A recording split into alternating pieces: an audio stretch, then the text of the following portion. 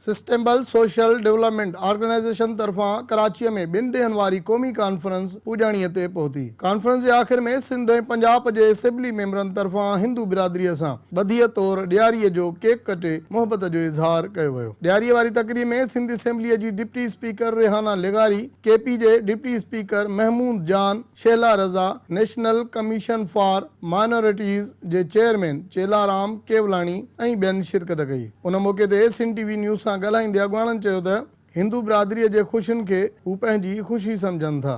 पाकिस्तान में तमाम माइनॉरिटीज़ जो हैं उनको एक जैसा सलूक देते हैं और उनकी खुशियों में हमेशा शरीक रहते हैं, तो मैं उनको इस दिन की मुबारकबाद देता हूँ। जी, पाकिस्तानी हैं और सिंधी हैं वो अक्सरियत में, और वहाँ पे हम देखते हैं कि किस तरह से हमने बहुत कुछ वहाँ से देखा, कल्चर के बारे में समझा, तो मैं उनको मुबारकबाद देती हूँ।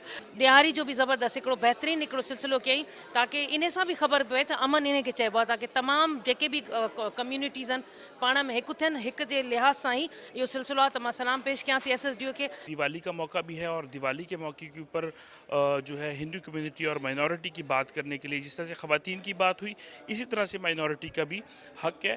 तो मैं समझता हूँ कि आज का प्रोग्राम जो है वो इसकी जो एंडिंग है जो हम माइनॉरिटी कम्युनिटी के लिए रखी है कि आज जो है वो केक काटा जाएगा दिवाली का और सब मिल के हम दिवाली मनाएंगे। यह तमाम खुशी जो मौक़ो आहे ऐं तमामु सुठो लॻंदो आहे जॾहिं असां सभिनी सां गॾु जीअं सॼो साल जा असां कमु कंदा आहियूं गॾु, उहे ईअं असां सां गॾु असांजा ॾिण वार मल्हाईंदा आहिनि, तो हिकिड़ो सुठो मैसेज वेंदो आहे। तो आज बड़ा अच्छा हुआ कि हमने दिवाली को सेलिब्रेट किया।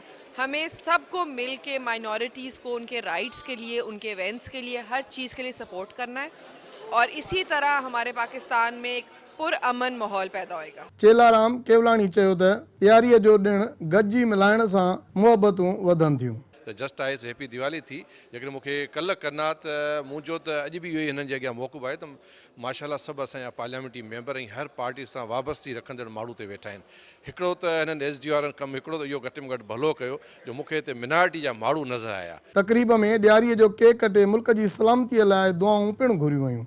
SSDO तरफ़ां 2 ॾींहनि वारी क़ौमी कॉन्फ्रेंस पुॼाणीअ ते पहुती। क़ौमी कॉन्फ्रेंस खां पोइ हिंदू बिरादरीअ सां बधीअ तौरु ॾियारीअ जो केक कटे ख़ुशीअ जो इज़हार कयो वियो। कैमरामैन अली रज़ा ज़ैदी सां बशीर संजराणी, सिंध टीवी न्यूज़, कराची।